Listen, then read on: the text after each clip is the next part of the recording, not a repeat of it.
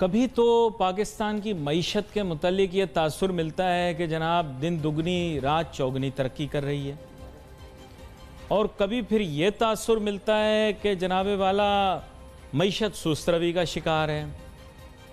यानी मुख्तलिफ इदारे, मुख्तलिफ ममालिक, मुख्तलिफ तंजीमें मुल्क की मईशत के मुतालिक मुख्तलिफ आरा पेश करती हैं। मेरे जैसे कुछ ऐसे लोग जिनकी बड़ी सतही सोच है, वो तो आंख देखा ही समझ पाते हैं। कमज़ोरी होगी हम में भाई, शायद हम बेवकूफ़ हैं, हम उस सतह पर सोच नहीं पा रहे जिस सतह पर वो सोच रहे हैं।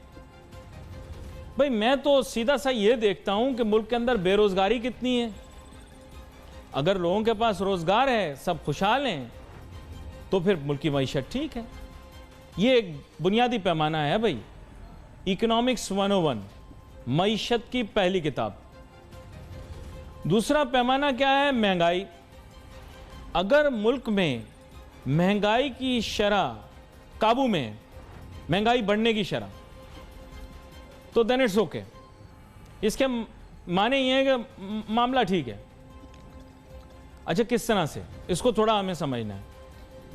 महंगाई बिल्कुल कम भी नहीं होनी चाहिए, यानी 0% नहीं होनी चाहिए। अगर महंगाई में इजाफा नहीं होगा तो कोई भी मुल्क में पैदावार नहीं करेगा। ये समझा रहा हूं भाई, पाकिस्तानियों को समझ नहीं आती ना बात। इतनी महंगाई क्यों है? जिस दिन से यकीन करो होश संभाला है, एक ही चीज सुन रहा हूं, पाकिस्तान में महंगाई बहुत है, महंगाई ने मार डाला, गरीब को कुचल दिया महंगाई ने। और भाई इस वजह से, क्योंकि पाकिस्तान जैसे मुल्क के अंदर मल्टीनेशनल पैसा क्यों लगाएगा? अगर यहां पर महंगाई नहीं होगी तो महंगाई होगी तो मुनाफा कमाने के लिए आएगा ना, वरना ऐसे खतरनाक मुल्क में कौन आएगा? अब तो मामलात बहुत ठीक हो गए हैं, बहुत ठीक हो गए हैं, लेकिन माजी की बात कर रहा हूं। बम फट रहे हैं, दहशतगर्द हमले कर रहे हैं, लेकिन मल्टीनेशनल काम कर रहे हैं। कर रहे थे ना, आज भी कर रहे हैं। मुनाफा, नोटू, लोग जान पे भी खेल जाते हैं। आप में से बहुत कम लोग ऐसे होंगे, आजकल तो सब शहरी आबादी है, इनको पता नहीं है। एक सर्कस लगा करती थी, नाम नहीं बताऊंगा उसका। वहां पे क्या, मौत का कुआं लगता था, पूरा बनाते थे उसको, सेटअप बनाते थे, फिर उसमें कभी मोटरसाइकिल चलाते थे। मैं सोचता था ये आदमी, इसको करोड़ों रुपए मिलते होंगे भाई, अपनी जान जोखिम में डालता है, वो मोटरसाइकिल चलाता है, क्या पता कब कंट्रोल से इसके बाहर हो जाए, ये वहीं खत्म हो जाए। मोटरसाइकिल इतनी तेज चलती है, उसमें मौत का कुआं आप लोगों ने नहीं देखा होगा। और गाड़ी भी फिर चलाते हैं। इसी तरह पाकिस्तान की मईशत के अंदर ये लोग बेसिकली मौत के कुएं में गाड़ी इसलिए चलाते हैं कि नोटू मिलता है, बहुत नोटू मिलता है। पाकिस्तान में कोई पूछ नहीं है।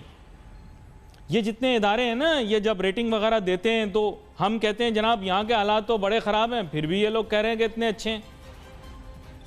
कहते हैं ना, अभी तो वो फिच ने ये कहा है ना कि भाई मुतासिर हो सकती है आपकी रेटिंग, लेकिन इससे पहले जो है हर बंदा शाबाशी जो दे रहा होता है, क्यों दे रहा होता है?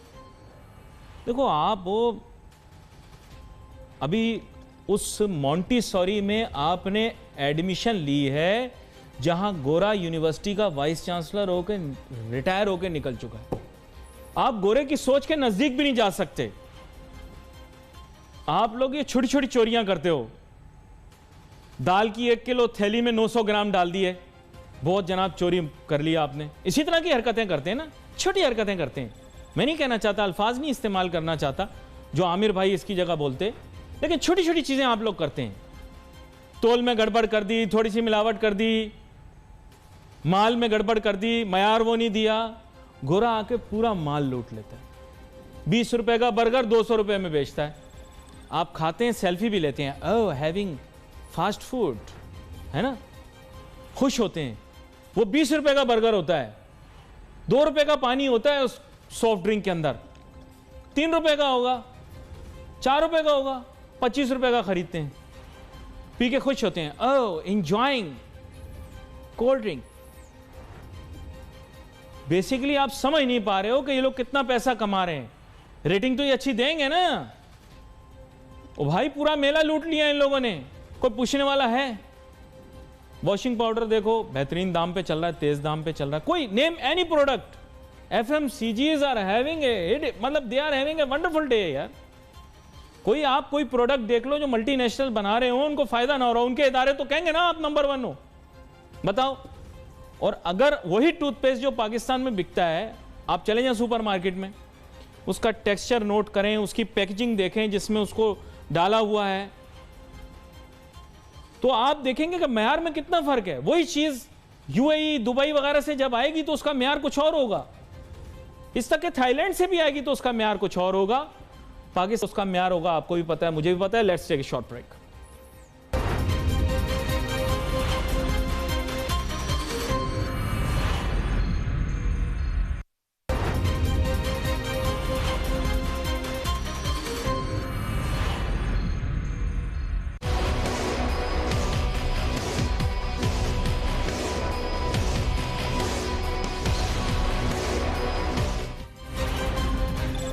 बैंकारी इदारे हों या फिर मल्टीनेशनल कंपनियां, पाकिस्तान में इन सब के बारे में आ रहे हैं। इनके ममालिक और इनके इदारे हमें अच्छी रेटिंग क्यों नहीं देंगे, ये जानने की कोशिश करेंगे। हमारे साथ मौजूद हैं जनाब डॉक्टर शाहिद हसन सिद्दीकी साहब, मुल्क के मारूफ मईशतदान है। वेलकम करता हूं सर आपको।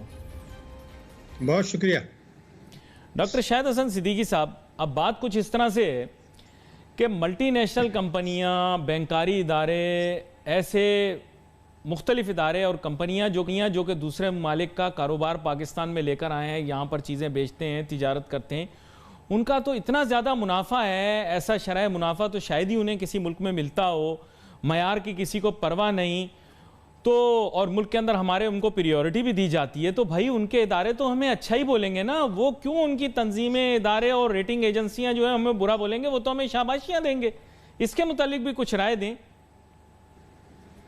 देखिए, मैं तो पूरी जिम्मेदारी से समझता हूँ और मैं बार बार ये कहता हूँ कि पाकिस्तान की अशराफिया और पाकिस्तान की इलीट और गैर मुल्की अशराफिया और गैर मुल्की इलीट अपने अपने मकासद के लिए नंबर 1, नंबर 2 जौहरी ताकत पाकिस्तान जो कि इस्लाम का किला बनने की सलाहियत रखता है, उसके गिर्द घेरा तंग करने की पॉलिसी पर है। यानी अपना मुनाफा बढ़ाएं, अपना बिजनेस बढ़ाएं, अपना कारोबार करें, पाकिस्तान में मुनाफे की शरह ज़्यादा रखें, आवाम को कुचलें, मईशत को कर्ज़ों के बोझ में और दूसरे उसमें बोझ में डाल के निजकारी के नाम पर असासे हथिया लें, तो वो एक गठजोड़ है। तमाम जो पॉलिसियाँ यहाँ बनती हैं, बाहर में बनती हैं, पाकिस्तान के मुतालिक जो रेटिंग्स आती हैं, जो दूसरी IMF की रिपोर्ट आती है, वो भी वक्त के साथ साथ बदलती है, मईशत की कारकर्दगी पे नहीं बल्कि उनके अपने मकासद की रिक्वायरमेंट्स के लिहाज से। ये बात जिस दिन पाकिस्तानियों की समझ में आ जाएगी और वो अपनी हुक्मरानों पर, इदारों पर दबाव डालेंगे। सर बड़ी अहम बात कर रहे हैं आप। ये गुफ्तगू तो आप पहले कर चुके हैं, लेकिन इस गुफ्तगू का वजन इतना ज्यादा है कि मेरे ख्याल हमारे नाजरीन एक मरतबा में समझ नहीं सकेंगे। इसको दोबारा से दोहराइएगा जरा। अगर आप इजाजत दें तो पहले 3-4 आदद शुमार दूं ताकि फिर उसको सब्सटेंशिएट कर दूं। बिल्कुल बिल्कुल बिल्कुल दें जनाब। सुनिए, 2008 में पाकिस्तान का रुपया 68 रुपए का था। उसके बाद एक दायरा तंग होना शुरू हुआ, NRO आया था, उसके बाद हुकूमत आई, आज 168 का हो गया, तकरीबन 100 रुपये बढ़ गए, तो 8 रुपये साल तो औसत हो गया।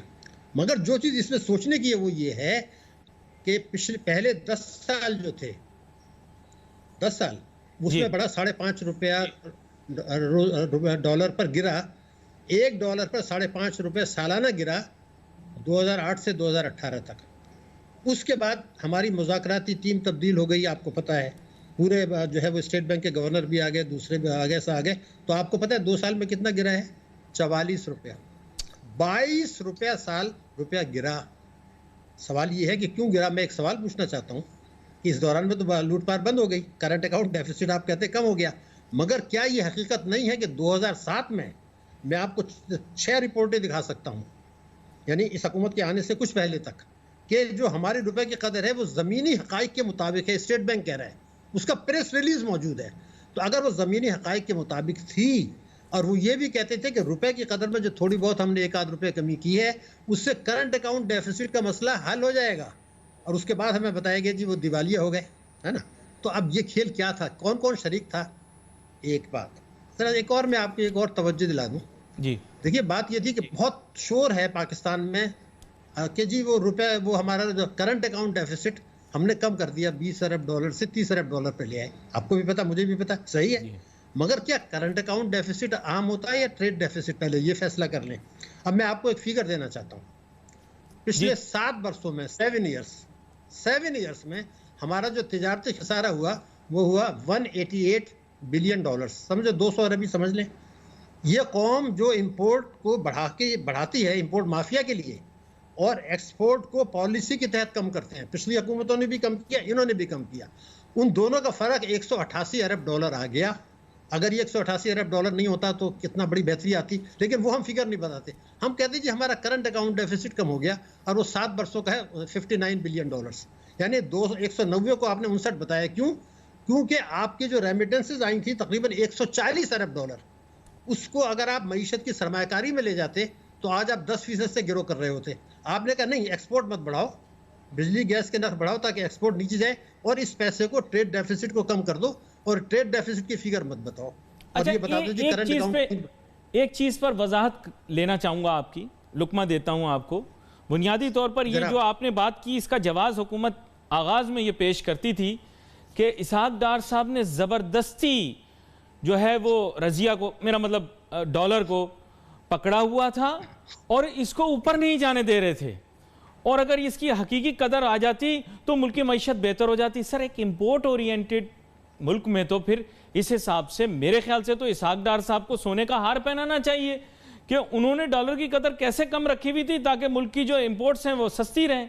मतलब I am not appreciating him, आपको पता है मैं और आप उन पर तनकीद कितनी करते रहे हैं, लेकिन ये तो फिर उसको सोने का, हीरों का, मोतियों का हार पहनाना चाहिए जो लॉजिक ये पेश करते हैं। क्या कहते हैं आप? नहीं, मगर मेरा कहना ये था कि अब वो तो आपने उनको मफरूर करार दिया है तो उनकी बात छोड़ देते। मुझे एक सवाल का जवाब चाहिए। अगर ये जो 44 रुपए कम हुआ तो स्टेट बैंक से मैं एक सवाल पूछना चाहता हूँ कि 2017 में जो उनके प्रेस रिलीजेस आए, जबकि करंट अकाउंट डेफिसिट बढ़ रहा था जिसको आप दिवालिया कह रहे हैं, तो क्या स्टेट बैंक ने किसी रिपोर्ट में ये अलार्म बजाया कि जी हमारा करंट अकाउंट डेफिसिट जो है वो खतरनाक हद तक जा रहा है? वो ये कह रहे हैं, आप रिपोर्ट देख लीजिए, उन्होंने कभी करंट अकाउंट डेफिसिट पर अलार्म नहीं बजाया। क्यों? उन्होंने कभी ये नहीं कहा कि ये रुपए की कदर मसनूई रखी है। वो ये कहते थे ये जमीनी हकाइक के मुताबिक है। ये स्टेट बैंक कह रहा है दिसंबर 2017 में भी। तो मेरा कहना यह था कि वो तो सियासत कर रहे थे, चलिए मान लिया, और उससे कुछ फायदे भी उठा रहे थे जैसे आपने कहा, लेकिन ये स्टेट बैंक और जो हमारे लोग अपोजिट के सियासतदान थे, उन्होंने कभी ये कहा कि जी ये रुपए की कदर में क्यों रखा है? ये मुझे जरा वजह तो बता। इसकी वजाहत आपसे लेता हूं और कुछ जवाब देने की करता हूं। सवाल आपने पूछ लिया, हुकूमती नुमाइंदा तो मुझे पता नहीं कि कोई इसका जवाब दे पाए, लेकिन मैं इसका कुछ आपके सवाल का जवाब देने की कोशिश करता हूं, लेकिन उसमें मंतक इतनी नहीं होगी। Let's take a short break.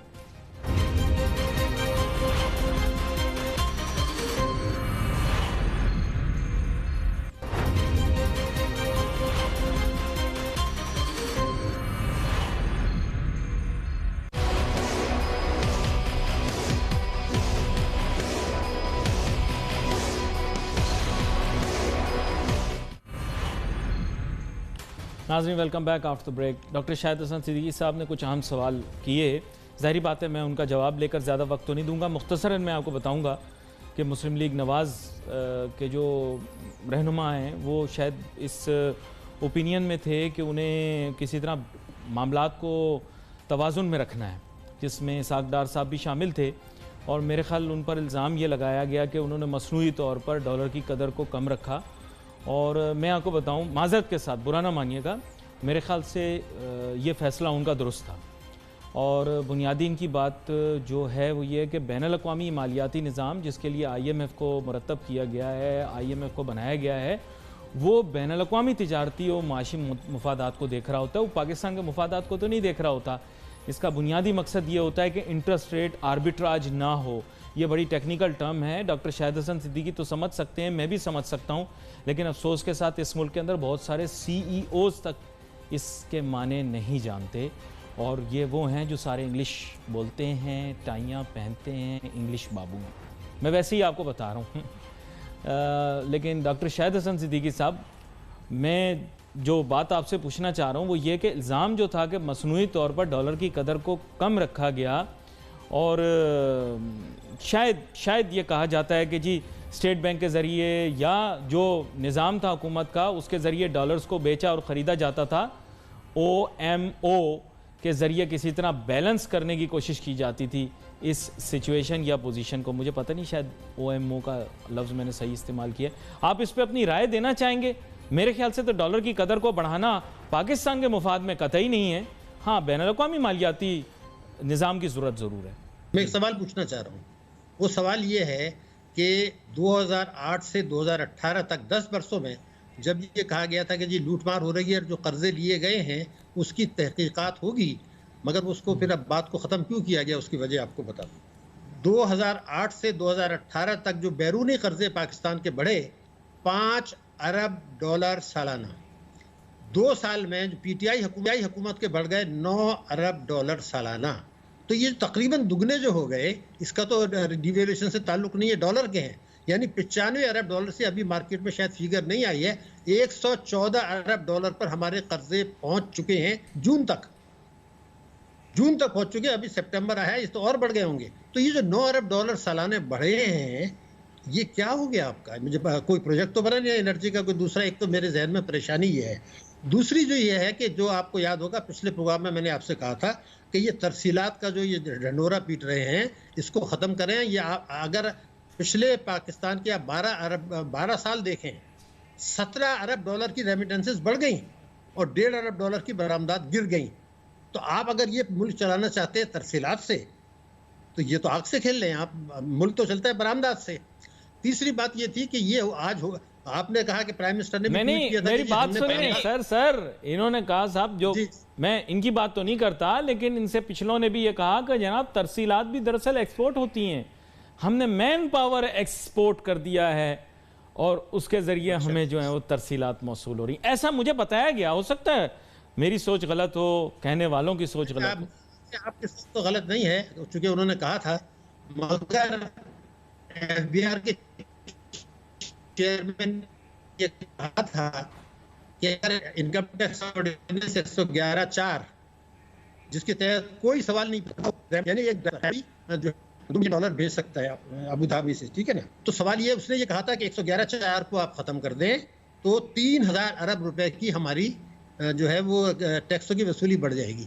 ये मैं नहीं कह रहा, FBR का चेयरमैन कह रहा है। और पिछली हुकूमत में उन्होंने तस्लीम किया था कि 111(4) इनकम टैक्स ऑर्डिनेंस, यानी यहाँ से हवाले के जरिए, हुंडी के जरिए पैसा गया, एक पैसा वापस आ गया। यानी ये मैं मानता हूँ कि समंदरपार पाकिस्तानियों ने बड़ा कंट्रीब्यूशन है उनका, वो रेमिटेंसेस भेज रहे हैं।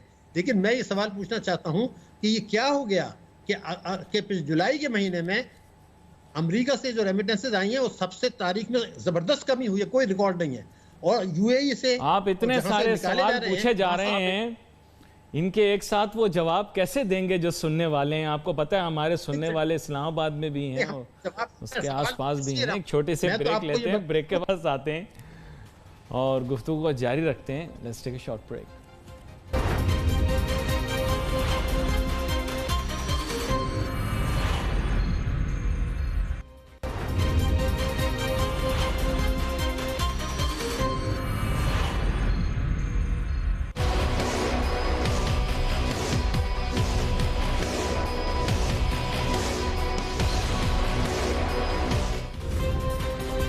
नाज़रीन, welcome back after the break. गुफ्तगू हमारी जारी है। डॉक्टर शाहिद हसन सिद्दीकी साहब से बात कर रहे हैं और ये बड़े अहम सवालात उठा रहे हैं जिनके जवाबात देना बहुत ही ज़्यादा मुश्किल है।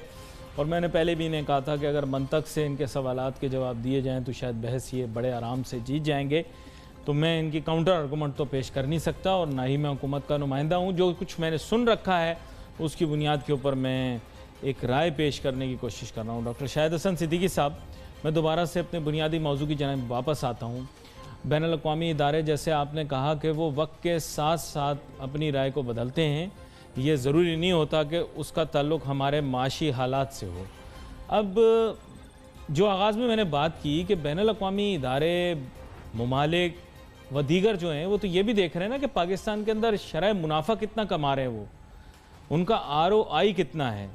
एक तरफ एक पैरेलल व्यू ये है कि पाकिस्तान के अंदर ROI अच्छा नहीं आ सकता, यानी जो सरमाया लगाया उस पर जो वापस आता है सरमाया या पैसा, वो इतना नहीं होता। लेकिन जब हम देखते हैं ओवरऑल इनकी प्रॉफिटेबिलिटी, तो इनकी प्रॉफिटेबिलिटी सारी कंपनियों की बहुत ज़्यादा आती है। मल्टीनेशनल बैंक तो खैर पाकिस्तान से काफ़ी चले गए, लेकिन माजी के अंदर उन्होंने मुनाफा भी बहुत कमाया। भला ये क्यों चाहेंगे कि पाकिस्तान की रेटिंग डाउन जाए? इन लोगों के अरबों डॉलर पाकिस्तान के अंदर लगे हुए, बहुत बड़ी मार्केट है, इसके बारे में भी तो राय दें ना। देखिए, मैंने आपसे बताया कि इस वक्त जो खेल हो रहा है वो बैनुल अक़वामी एलीट और पाकिस्तानी एलीट अपने अपने मुफाद में पॉलिसियां बना रहे हैं, पाकिस्तान के घेरा तंग कर रहे हैं। क्योंकि एक न्यूक्लियर पावर है, एक स्ट्रेटेजिक लोकेशन है, चाइना एक बहुत बड़ा इन्वेस्टमेंट लेकर आया है यहाँ पर। गवादर पोर्ट की वजह से पाकिस्तान का मुस्तकबिल और रोशन होने के इम्कानात हैं, और ये बात दुनिया समझती है, दुनिया समझती है। मैं साबित कर सकता हूँ कि हमारे पास जो वसाइल हैं उससे हम 8 से 10% सालाना की तरक्की कर सकते हैं। GDP ग्रोथ रेट जो अच्छा, चलिए मैं आपसे एक मुश्किल सवाल पूछूंगा डॉक्टर शाहिद सिद्दीकी साहब। एक बाउंसर करने की मुझे इजाज़त है, जैसे बॉलर को एक बाउंसर एक ओवर के अंदर। तो मैं आपके सामने ये बात रखता हूँ कि आपके ख्याल से वेस्ट से आने वाले जो इन्वेस्टर हैं, यानी अमेरिका और यूरोप से आने वाले जो इन्वेस्टर हैं, उनके मुकाबले में अगर चाइना से आने वाले इन्वेस्टर हैं तो वो भी तो ROI और मुनाफा ही देखेंगे ना। वो कौन से हमारे चाचे के लड़के हैं या कोई रिश्तेदार हैं कि वो हमारे लिए कुछ रियायत कर देंगे? वो भी मुनाफा देख रहे हैं, ये भी मुनाफा देख रहे हैं। अगर आप हेल्म ऑफ अफेयर्स के ऊपर हों तो मुझे बताएं कि आप किसको प्रेफर करेंगे, European investors, north American investors या चाइनीज़ इन्वेस्टर्स? तारीखी पस मंज़र में बताइएगा। देखिए, ऐसा है कि आप इस टर्म्स पर क्वालिटी ऑफ इन्वेस्टमेंट होता है। अगर वो आ रहा है डबल रोटी बनाने के लिए बीच में गोश्त का टुकड़ा रख दें, मुझे नहीं चाहिए। अगर वो बैंक में सरमायाकारी कर रहे हैं, नहीं चाहिए। मुझे वो सरमायाकारी चाहिए जिससे पाकिस्तान की इंपोर्ट्स कम हो, इंपोर्ट सब्स्टिट्यूशन, और पाकिस्तान की बरामदात बढ़े। मुझे वो नहीं चाहिए कि बाहर से डॉलर लेके आप जो है ना ब्रिजेस बनाएं जिसकी आमदनी रुपए में होगी। ये समझने की ज़रूरत है। असल में जो चीज़ है वो ये है कि मईशत और सलामती इस वक्त जो दुनिया का खेल है, न्यू ग्रेड गेम के तहत पाकिस्तान की मईशत को कमज़ोर करना, पाकिस्तान के में गैर मुस्तहकम करना, पाकिस्तान के अवाम और हुकूमत में बददिली पैदा करना इसलिए है। मैं आपको बताऊँ, 9/11 के फ़ौरन बाद हेनरी किसिंगर ने लिखा था कि जब अफ़गानिस्तान में हमारी फ़ौजी कार्रवाइयाँ ख़त्म हो रही होंगी तो असल जंग उस वक्त शुरू होगी और उसका महवर अफ़गानिस्तान से बाहर होगा। आज जो अरब वर्ल्ड में हो रहा है, जो पाकिस्तान में हो रहा है और जो दुनिया के इस्लामी मुल्कों में हो रहा है, वो सब अपना अपना खेल कर रहे हैं। चीन के मुतालिक आपने बिल्कुल सही कहा, चीन आपके पास मुनाफा कमाने के लिए आया है। दुनिया में कोई उनको गवादर जैसी फैसिलिटी नहीं दे सकता, क्योंकि गवादर के अलावा उनको चाहिए नहीं है इस वक्त ट्रेड के लिए। लेकिन उनके वो न्यू ग्रेड गेम का हिस्सा नहीं है। चीन ने यहाँ कहा है कि हम पाकिस्तान में सरमायाकारी कर रहे हैं। मेरे मुल्क के सरमायाकार प्राइवेट सेक्टर पाकिस्तान आने के लिए तैयार नहीं है। बैरूनी सरमायाकार आपने देखा, एक जुमला मैं बता दूं, अभी स्टॉक एक्सचेंज का जो ड्रामा हुआ उसमें वो 38% आपको पता है कि कमा लिया। जो कह रहे हैं best, one of the best performing क्यों है? इसलिए कि आपने उसको ऊपर लेके गए हैं टेम्परेरीली और 30% मुनाफा कमा लिया। तो ये खेल अगर आप ख़त्म कर दें अली नासिर साहब, मैं आपको बता रहा हूँ कि हम 8 से 10% तरक्की कर सकते हैं। लेकिन गैर मुल्की सरमायाकारी पहले तो ये बताइए आ कहाँ रही है? क्या मैं आपको ये बताऊँ कि 2018 में $5 अरब आए एक साल में। इस 2 साल में टोटल $2 अरब आए, यानी $1 बिलियन पर ईयर। टोटल बैरूनी सरमायाकारी 5 अरब सालाना के बजाय $1 अरब हो गई।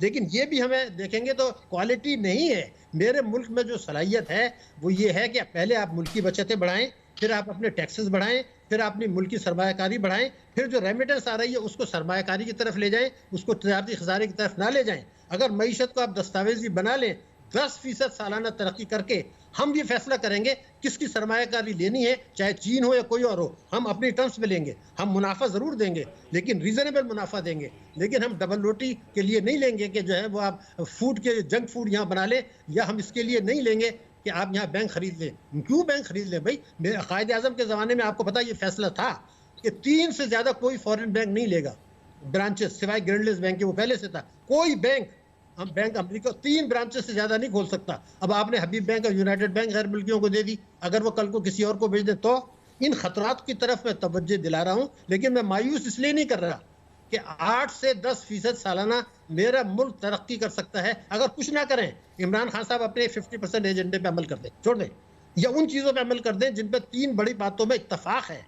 राइटिंग में इत्तफाक है जिन 3 चीज़ों पर, 3 बातों पर, उस पर अमल कर ले, ये मुल्क 8 से 10% पर जाएगा। कोई हमें ना हमें क्रेडिट रेटिंग उनकी वो हमारी बढ़ाएंगे, हमें ब्लैकमेल नहीं करेंगे। मुझे तो अभी डर है अक्टूबर में IMF ने प्रोग्राम दोबारा शुरू करने वाला है, आपको पता है। उस वक्त एक और डंडा वो चलाने वाला है, अवाम के पास आएगी। रेमिटेंसेस आपकी गिर गई हैं, बरामदात आपकी गिर गई हैं इस महीने। अच्छा डॉक्टर शाहिद हसन सिद्दीकी साहब, एक लुकमा इसी में आपको और दे देता हूँ। बुनियादी बात यह है कि आपने बहुत से प्रोग्रामों के अंदर बहुत मुख्तलिफ बातें की, लेकिन मैं चाहूँगा एक चीज़ पर आप थोड़ी सी रोशनी डालें कि एग्रीकल्चरल डेवलपमेंट के ऊपर गवर्नमेंट को अगर देखें तो इतना ज़्यादा एम्फेसिस हम नहीं देख रहे, ना ही ये जो इन्वेस्टमेंट्स आ रही हैं चीन की जानिब से या even for that matter west की जानिब से, ये एग्रीकल्चरल डेवलपमेंट और फूड सिक्योरिटी के ऊपर स्पेंड नहीं हो रही।